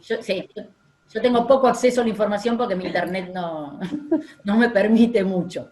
Quiero decir, los chicos, los jóvenes pueden tener, los estudiantes pueden tener todas las tecnologías. Ahora, ¿qué hacemos con esa información a la que acceden? Yo tengo una hija que maneja muy bien el celular, maneja un montón de cosas, pero la ponía, hace unos meses, ¿no? La ponía frente al Word y lo miraba como diciendo, ¿y esto qué es? Bueno, digo el Word por decir algo, ¿no? Que es lo que manejo yo perfectamente. Quiero decir, tengamos en cuenta que las tecnologías, sí, como decía Lilian, yo estoy absolutamente de acuerdo, estaban, y que nosotros no hacíamos uso de ellas. Ahora, pensemos qué uso hacemos con los estudiantes. Y vuelvo, por ahí soy reiterativa, y ya con esto cierro, pensemos para qué, o cuál es el sentido de evaluar, ¿qué evaluamos? No es que las universidades o las carreras que enseñan derecho o medicina tienen que ser más rigurosas en la evaluación. Todos tenemos que ser rigurosos en la evaluación, pero ¿qué es lo que queremos ver? ¿Si aprendieron o si no aprendieron? ¿Qué es aprender? Creo que ahí está el tema. Y vuelvo a repetir, esto es un debate pendiente, solo que ahora se nos puso sobre la mesa a partir de la no presencialidad, que se nos mezclaron otras cosas. Nosotros tuvimos que aprender a usar las bases, un montón de tecnologías que desconocíamos y que los estudiantes también desconocían en gran mayoría. Quiero decir, volvamos a repensar cuál es el lugar de las tecnologías en los procesos de enseñanza y de aprendizaje. Somos nosotros los que definimos cuál es la direccionalidad de la formación. Las tecnologías son lo que nos apoya, en este caso y en la presencialidad también, a generar mejores propuestas de enseñanza, para que los estudiantes aprendan más, mejor o como le querramos poner. Y yo creo que todo aprendizaje o toda enseñanza pensando en el otro siempre es emancipadora. No podemos decir que haya carreras que sean o materias que lleven más hacia la emancipación que otras. Tiene que ver con la intencionalidad que le pongamos. Somos docentes y creo que no hay mucho más para decir respecto de esto, ¿no? Creo que hay que pensar esta idea de la emancipación no como algo que le agregamos, sino como el eje rector de lo que nosotros planteamos cuando queremos enseñar. Cuando hace un ratito Fernando hablaba de la inclusión, bueno, Nosotros no necesitamos incluir a todos en la universidad para que estén adentro nada más, necesitamos que estén adentro y que aprendan, y que les podamos dar lo mejor. Si no, la inclusión es una falacia. ¿Adentro de qué? Entonces, en este escenario es donde nos encontramos con muchas dificultades para poder hacer efectivo este derecho a la educación y a la democratización de acceso a los conocimientos. No digo más nada, lo prometo. Gracias, Esther. ¿Está Alejandra Almirón, de la Universidad Nacional Arturo Jauretche, por ahí? Sí, acá estoy. Hola, Alejandra. ¿Cómo andan? Bueno, primero, antes que nada, agradecer la invitación. Es muy interesante todo lo que se está dando, tanto en el chat como los que pueden tomar la palabra. Fernando, bueno, soy de la misma universidad que ya expuso Fernando muy claramente, me parece, todo el contexto y todo dónde estamos y dónde estamos situados, y con qué problemáticas cotidianas tenemos, pero con la virtualidad algunas se potenciaron fuertemente, de la Universidad Nacional Arturo Jauretche, de Florencio Varela, del conurbano bonaerense. Yo soy docente de matemática inicial, es una materia del ciclo inicial que es común a todas las carreras de la universidad, por lo tanto, esto que decía Fernando ya de la masividad, en el ciclo inicial tenemos aún todavía más masividad porque es de absolutamente todas las carreras.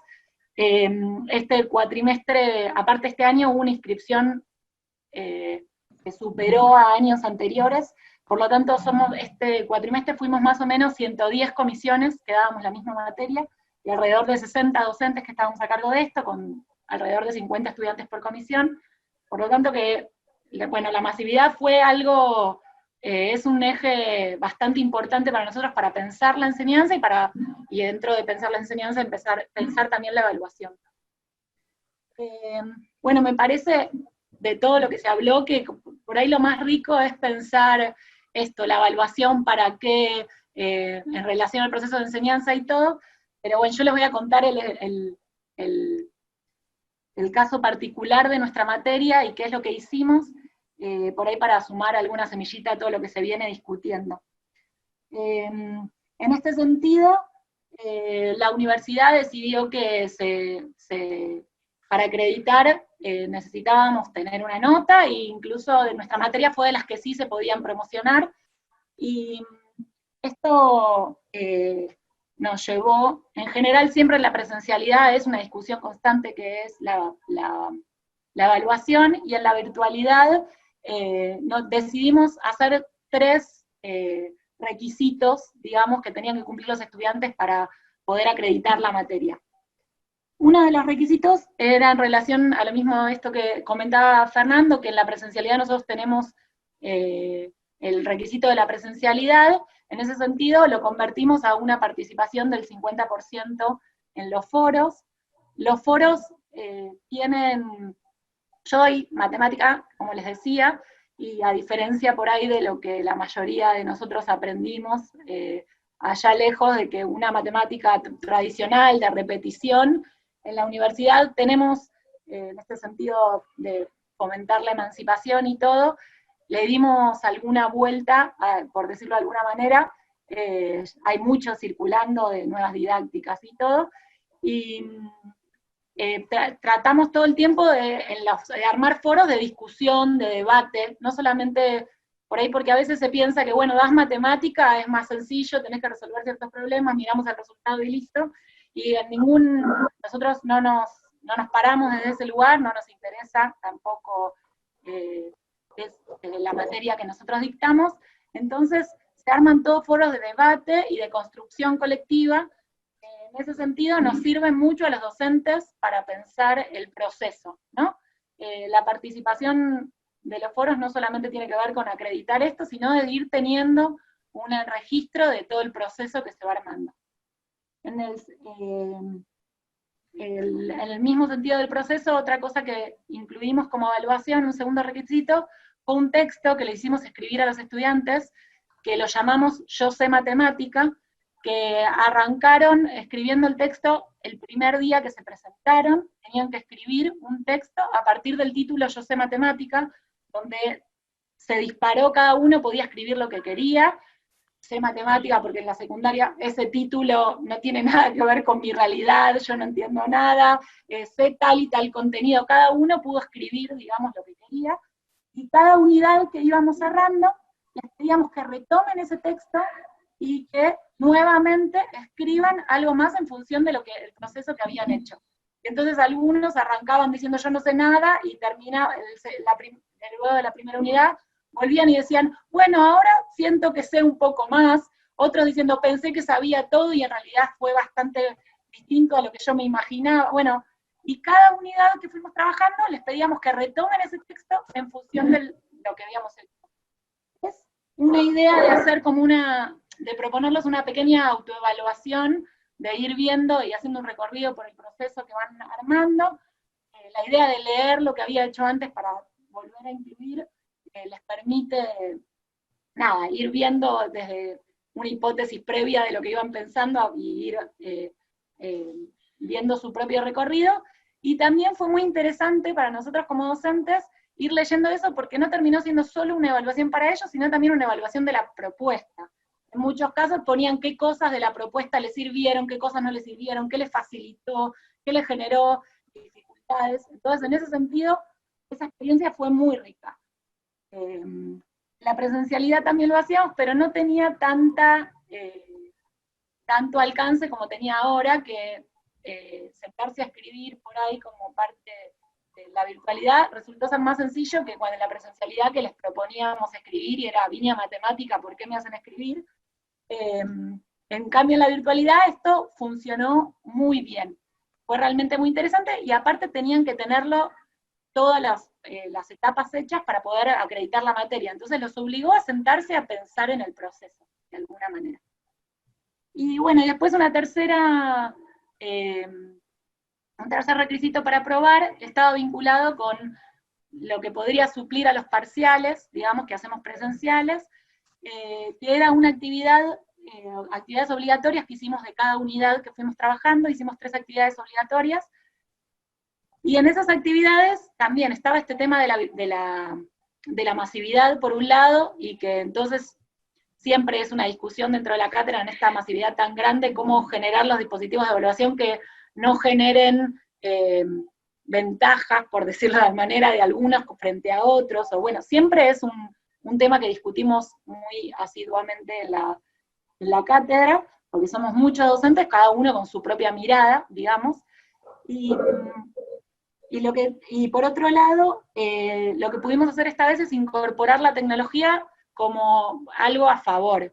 Lo que hicimos fue decidir los criterios de evaluación, y de cada criterio armamos entre 10 y 15 problemas que respondan a ese criterio, y después con el software lo que logramos hacer a través del aula virtual, que usamos el aula con Moodle, y que lo permite hacer, fue a cada ítem armarle 10 o 15 problemas, y que el software aleatoriamente le dé a cada estudiante uno de cada criterio a evaluar.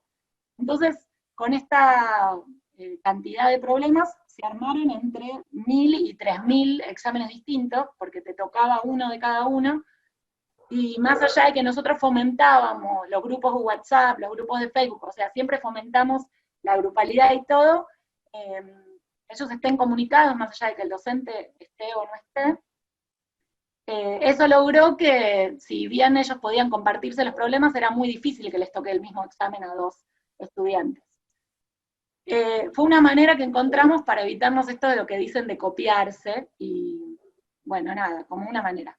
La acreditación, así como dice Fernando, también la dejamos, la acreditación, digo, la autentificación, que decían antes, creo que dije cualquier cosa en la palabra, pero creo que me entendieron, más la dejamos a cargo, bueno, de la universidad, y también viendo el proceso, uno puede ver un estudiante, si los exámenes no tienen nada que ver con el proceso, como tenemos un seguimiento tan amplio, digamos, del proceso, enseguida te das cuenta si un estudiante no participa nunca, o sus participaciones no se condicen con lo que después es el examen, bueno, se trabaja en función de eso, pero la verdad es que no encontramos esos casos.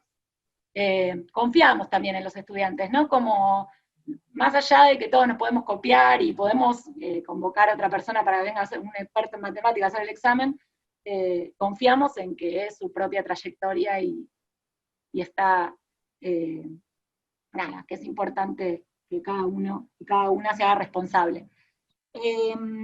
Bueno, y una última cosa que hicimos también para evaluar, muy chiquito, pero que por ahí puede servir, es que armamos al final de la cursada, una encuesta que, más que nada para pensar, evaluar a su propia, una pequeña autoevaluación, sobre todo una evaluación de las y los docentes, y una evaluación de la propuesta, qué cosas, sabiendo que íbamos a tener un segundo cuatrimestre también virtual, qué cosas funcionaban o no funcionaban, y eso fue de gran riqueza para pensar en qué cosas tenemos que ajustar, cuáles son nuestras fortalezas y nuestras debilidades. Bueno, no sé si me quedó algo más por decir, traté muy escueto de contarles un poco la experiencia. Algo más que les puedo decir también es que, bueno, estos momentos de actividades obligatorias, con los 3 problemas, 3 o 4, depende del que sea, también como hay una gran brecha digital, que ya la contó Fernando y por eso no hice hincapié, en relación a los dispositivos, el acceso a la luz, a internet, y bueno, toda esta brecha digital que cada vez se hace más grande, lo que hicimos fue tener 3 días, entre 3 y 4 días, depende del examen, donde esté disponible el examen, y también programarlo a través de Moodle, que lo permite, que cuando una persona ingresa al examen, que puede ingresar en el momento que quiera, tiene 2 horas de corrido para hacerlo. Y luego, cuando termina esas 2 horas, se entrega solo por el sistema, salvo que antes ponga entregar, ¿no? Pero, entonces, en ese sentido, cada uno podía disponer del tiempo donde nos pasó mucho creo que es por la población de Florencio Varela, donde estamos insertos, que nada, gran cantidad de estudiantes participaba a la madrugada, o participaba el domingo, como decía Fernando, el fin de semana participaba mucho, o a la madrugada. A mí me llamó mucho la atención eso, porque es en el momento seguramente que tienen tranquilidad en la casa, que pueden concentrarse. Entonces esa posibilidad que a lo largo de 3 o 4 días ellos decidan cuándo hacerlo, me parece que también fue una fortaleza. Bueno, creo que no mucho más. O sea, podría hablar muchas horas más, pero no quiero monopolizar la palabra, así que lo dejo ahí. Bueno, gracias Alejandra, súper interesante, me parece, no tengo que hablar yo, pero voy a decir una sola cosa. Me parece que Alejandra sintetizó esto que decía Esther antes de primero pensar qué queremos evaluar y a quién estamos evaluando, y después sí lo importante que es adentrarnos en conocer las herramientas y sus posibilidades, pero para ese objetivo pedagógico que tenemos, ¿no? Y no al revés. Bueno, no voy a decir nada más. Tenemos tiempo para algún comentario más, ¿no? Sí. Bueno, María Raposi de la Universidad Nacional de Tierra del Fuego comentó una experiencia, me pareció interesante que comparta. ¿Está María Raposi? Bueno, nos vamos a quedar con la intriga quizás. ¿María Raposi está? No. Bueno, después la sacamos del chat. Si no, Gustavo Martínez también tenía comentarios que sintetizaban bastante lo que se estuvo discutiendo. Gustavo Martínez, ¿está?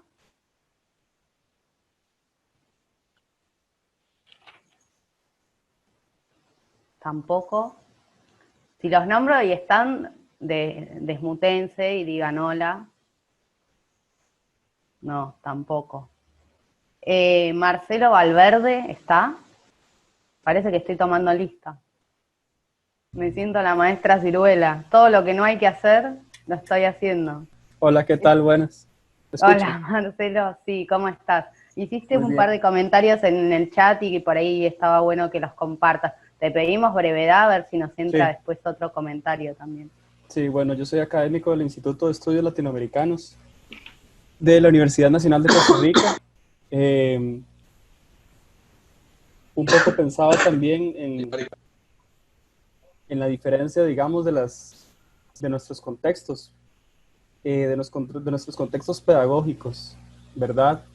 Esta cuestión de encontrarnos en una clase que tiene cientos de alumnos en una clase que tiene apenas 15, 20 alumnos, en ser profesor de ciencias exactas, en ser profesor de derechos humanos, en ser profesor de matemáticas, ¿verdad? Yo creo que aquí el trasfondo es, digamos, qué clase de profesional en términos amplios queremos como universidad pública formar. Por ejemplo, si se trata de un físico, no sé, o un biólogo, o un cientista social, que a pesar de que tiene que tener una formación muy técnica y muy específica, pueda, como parte de su proceso, tener la posibilidad de conocer y ampliar su formación en otros ámbitos. Yo mencionaba esta cuestión de la posibilidad de que una universidad pública pueda acceder a la transversalidad del reconocimiento y la empatía por la dignidad humana. En esta pandemia hemos visto científicos, hemos visto médicos, hemos visto muchas personas de ciencias exactas, ¿verdad? Con una empatía humana tremenda, ¿verdad? Y por un reconocimiento por lo humano que es tremenda.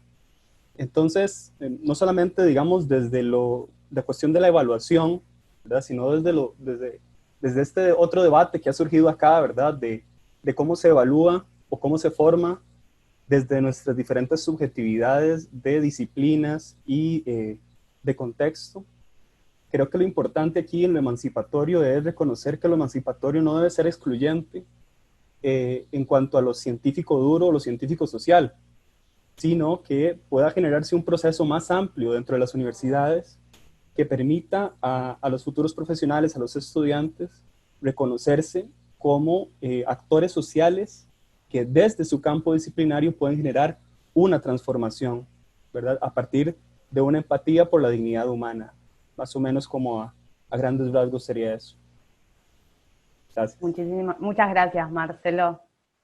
Bueno, Gustavo Martínez me avisa que está, pero no tiene micrófono, así que después vamos a recopilar sus comentarios. Alexander Trujillo, Colombia, ¿está?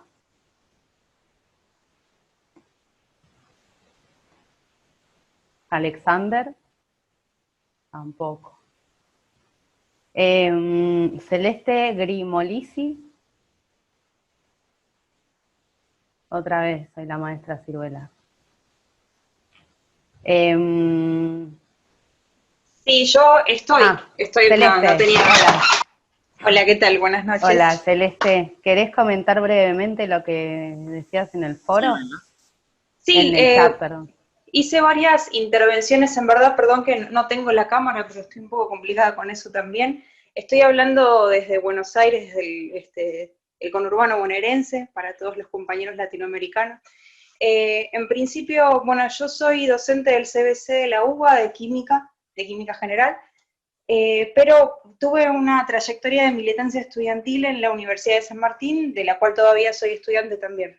Entonces, en ese sentido, me he encontrado como de los dos lados del mostrador, si se quiere, de alguna manera en esta cuestión de, bueno, cómo evaluamos, para qué evaluamos y cómo definimos los procesos de enseñanza. Lo que preguntaba en el chat particularmente estaba relacionado justamente a debates que he tenido tanto con colegas como con autoridades universitarias, cuando fui consejera de la universidad,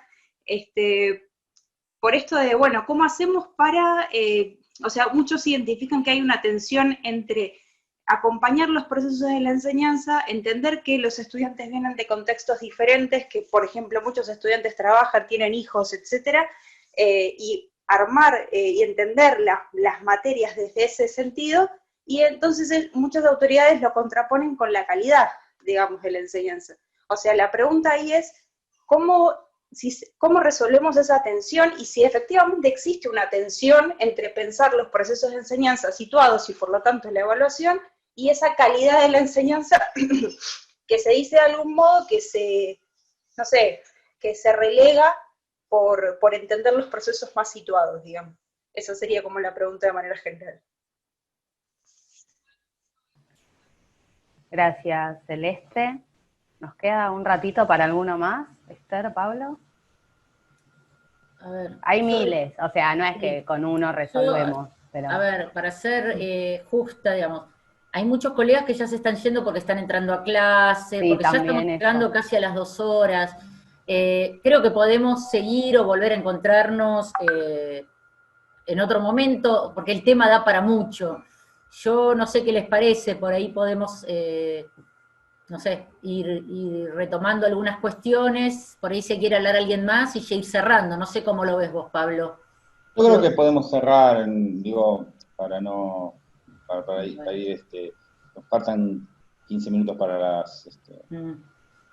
para las 8, ¿no? Tampoco podemos estar mucho más. Sí, Al muchos menos alguien están... quiere hablar, ¿sí? Sí, un montón de gente quiere hablar. Y diga yo.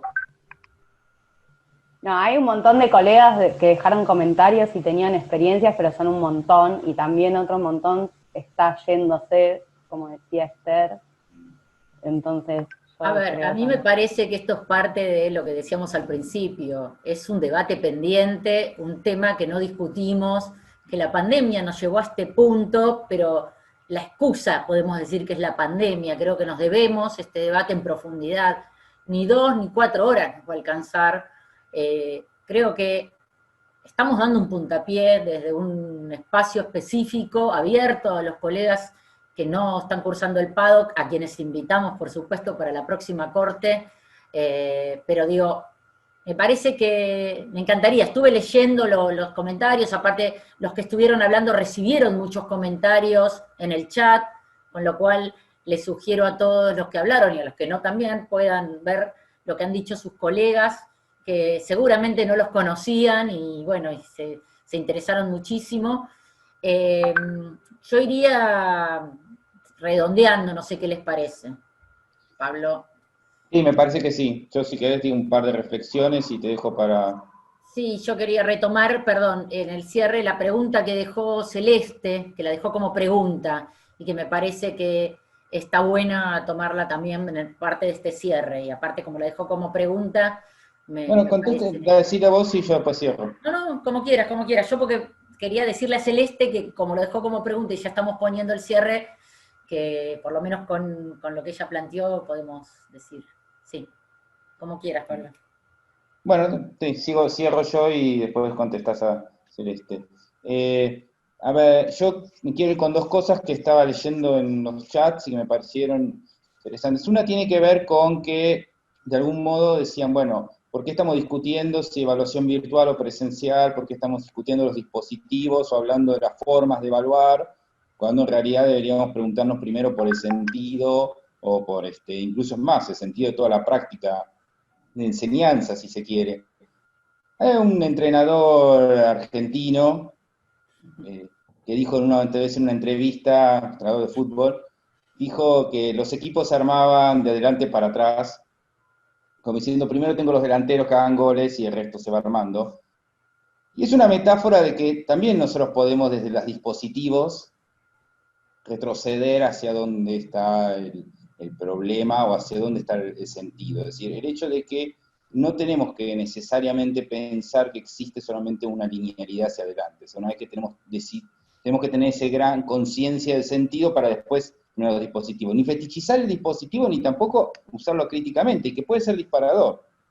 Y me quedo con otra situación que con esto la virtualidad se dice mucho, ¿no? Parece que, es cierto, esta situación de la pandemia ha hecho más evidentes ciertas asimetrías, ciertas desigualdades, sobre todo las de conectividad, la brecha digital, el acceso. Ahora, tomando en cuenta las experiencias que decían los compañeros Alejandra y Fernando, en el caso de Jaureche, ¿no? Es decir, efectivamente, y nosotros pensamos, bueno, se les corte la luz, se les corte la conexión, se conectan a través de un celular que no es de última generación, a lo mejor 3G, y también existen otras series. ¿Por qué pensamos que cuando teníamos el dispositivo analógico, muchas de las desigualdades no estaban presentes igual? ¿Por qué pensamos que cuando repartimos una hoja y con una virome PIC tienen que escribir en los renglones, ya estamos en una situación de equidad perfecta y que que estamos mucho mejor que si están frente a una computadora o un celular arañando datos? Quiero decir, las nuevas desigualdades también nos ayudan a pensar las viejas desigualdades y también a pensar, porque la evaluación muchas veces ese disparador. Porque quienes reprueban muchas veces, cuando decimos, los reprobamos, no son los malos que se copiaron, o el vago que no quiere estudiar como pretende el discurso managerialista, sino que efectivamente muchas veces es el gran filtro de rendimiento, y también tenemos que preguntarnos, yo dejo como pregunta para otras charlas, ¿no? Es decir, ¿de qué hablamos cuando hablamos que un estudiante reprueba? ¿De qué hablamos cuando la evaluación no es satisfactoria? ¿No? Creo que es otra pregunta lateral para continuar con este debate que es muy rico, así que bueno, cedo la palabra a Esther. Bueno, a ver, la verdad es que surgieron cosas muy interesantes, traté de ordenar algunas, pero para pensar a modo de cierre. En primer lugar, retomando esto que decía Pablo, ¿no? El de las brechas digitales y las brechas sociales, ¿no? Lo que preexiste a estos escenarios de pandemia me parece que hay que pensarlas, ¿no? Y son estas, y acá digo, estas desigualdades propias de una sociedad capitalista como la que vivimos, digo, las desigualdades existen, no podemos decir que están dadas solamente por el acceso a las tecnologías o el manejo, no solamente el acceso, el manejo de las nuevas tecnologías. Yo lo que quería retomar, que planteó y me parece muy interesante, porque a mí me parece que si nos vamos con certezas, en todo lo que se dijo no fue un buen encuentro. Siempre los encuentros generan más preguntas, los intercambios con otros, y en las clases se generan más preguntas. Entonces, un poquito me parece que nos estamos yendo con más preguntas por ahí que las que trajimos. Y eso está bueno, porque quiere decir que despertamos, no digo el interés, pero que despertamos algunas cosas que estaban naturalizadas. A mí, retomando la pregunta de Celeste, me parece muy importante porque hay un viejo discurso, por lo menos en la Argentina del siglo pasado, y que en los 90, ¿no? 80 y sobre todo 90, a partir del consenso de Washington, se tomó como diagnóstico, y es que si los sistemas educativos se masifican, baja la calidad, ¿no? Esa es una idea del neoliberalismo. Bueno, habló de la Argentina del siglo pasado, cuando se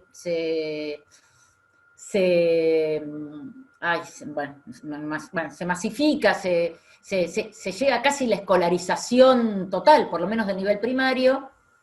Las voces eran, bueno, entraron todos, por eso bajó la calidad, como si fuera una cuestión causal, ¿no?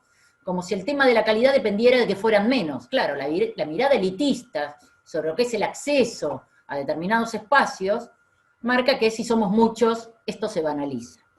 En la década del 90, con los argumentos del consenso de Washington, que en realidad eran económicos, pero plantearon una mirada de diagnóstico sobre la región, también se volvió a esta idea, bueno, los sistemas educativos del nivel medio y universitario se empezó a masificar, con lo cual la calidad bajó. ¿Y de quién era la culpa? De los docentes, porque no enseñaban bien, porque enseñaban con 300 estudiantes, entonces, ¿por qué 300 estudiantes para un docente, no? En vez de pensar, ¿por qué no más docentes para 300 estudiantes?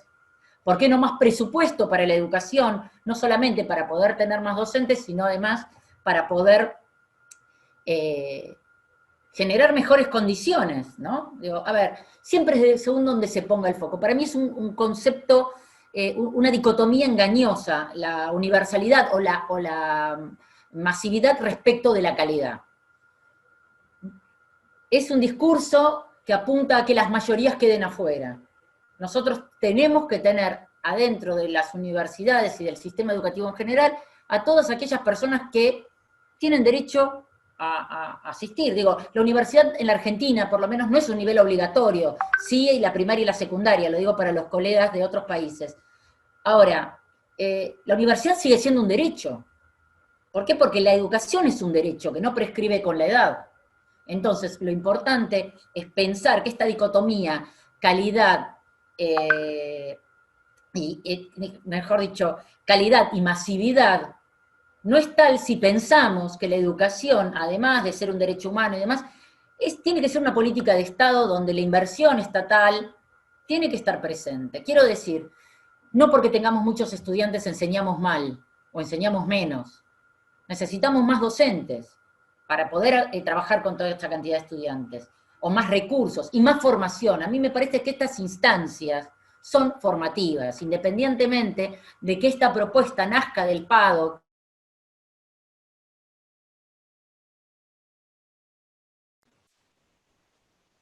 Esther se congeló, ¿verdad? Se ha cortado la comunicación. Sí. Ya le va a volver. ¿Querés comentar algo vos, Pablo, mientras vuelve? No, a ver, creo que sí, retomar esto de la dicotomía calidad-cantidad, y incluso, bueno, esto además abre un tema que, para pensar en la situación latinoamericana, hasta ahora hemos generalizado la evaluación, hemos hablado de la evaluación y de los outcomes de la evaluación en términos eliminatorios, ¿no? Se aprueba, no se aprueba. Pero también es importante destacar que hay otro mecanismo que funciona, que tal vez no es tan evidente, que es el de los rankings.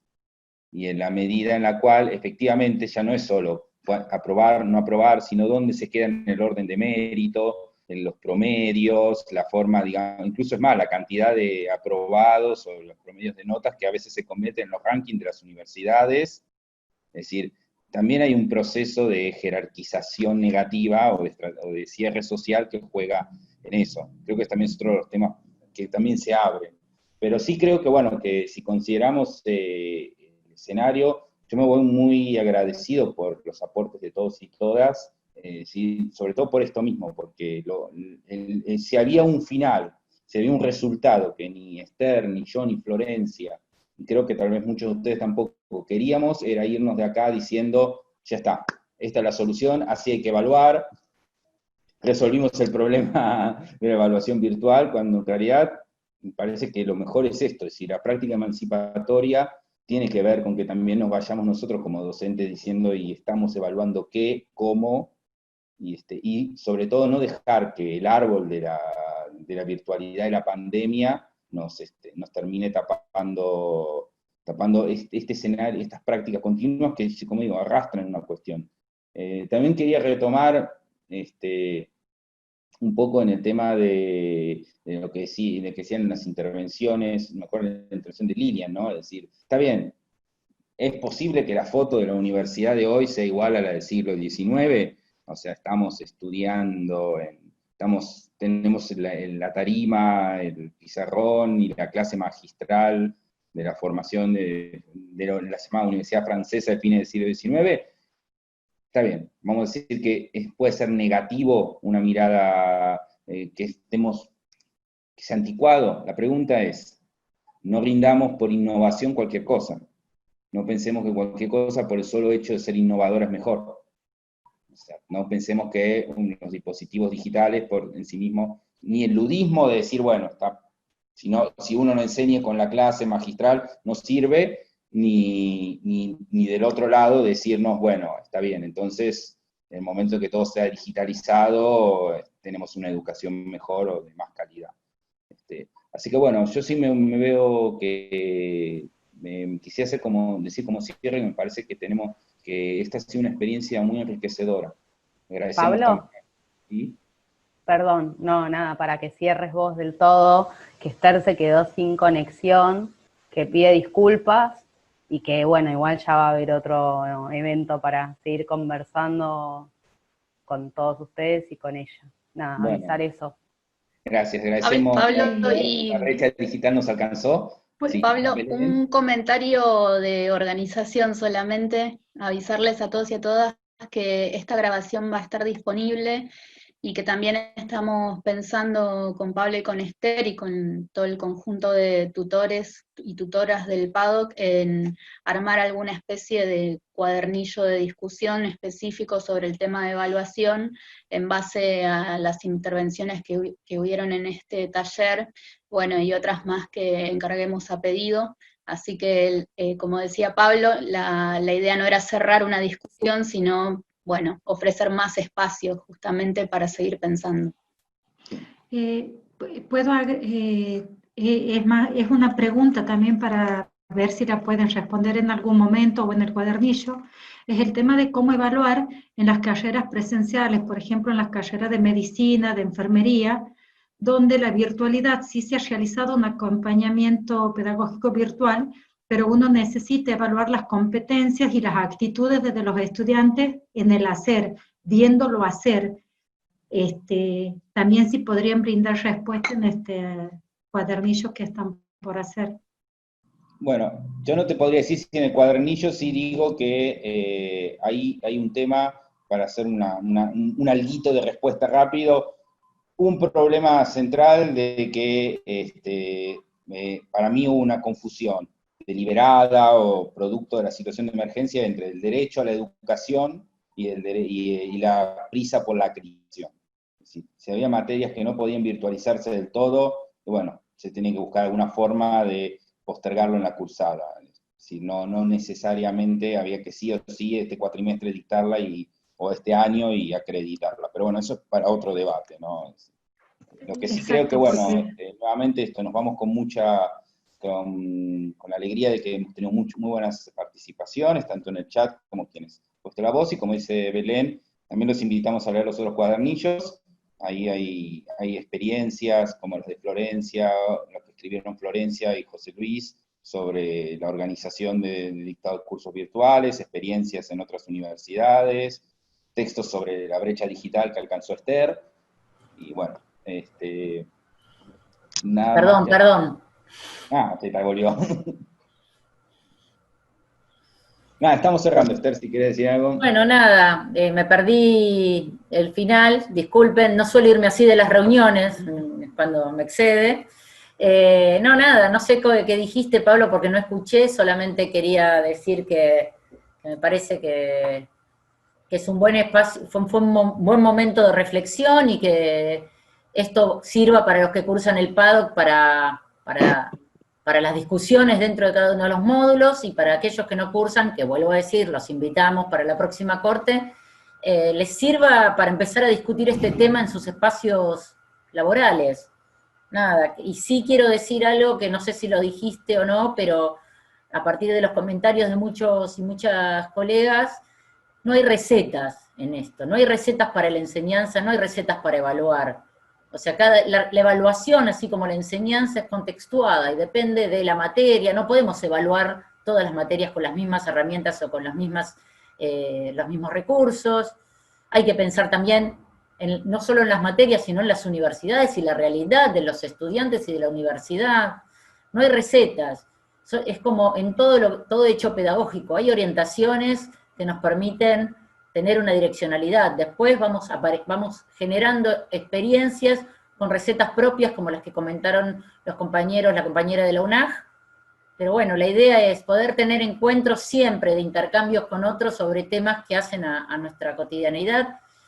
Y vuelvo a repetir, el tema de la evaluación, como el tema de la calidad y otros tantos, son deudas que tenemos los pedagogos, los docentes, todos los que trabajamos en educación, deudas pendientes, y no hay que tenerle miedo al debate. No hay verdades tampoco. No hablo más, me dan un poquito de micrófono y ya volví a coparlo, perdonen. Así que cerramos entonces, Florencia. Estamos. Cerramos y bueno, próximamente va a haber nuevos encuentros sobre otras temáticas que seguramente pase lo mismo, que haya mucho para decir y muchas preguntas. Me parece, sobre todo para los que están cursando el PADOC, y decir también que, no lo dijimos, perdón, no quiero cerrar yo, pero algo que no dijimos es que hay muchos y muchas colegas que no están cursando ahora el PADOC, sino que son graduados del PADOC y graduadas, que agradecieron mucho la invitación, y nada, irnos con nuevas preguntas es lo que pregonamos en el PADOC, ¿no? Así que está buenísimo. Adiós, gracias a todos y todas. Muchas gracias. Gracias a todos y a todas. Hasta luego, gracias. Gracias a todos, que estén muy bien, buen fin de semana, disfrútenlo. Chao, chao. Chao, gracias, hasta luego.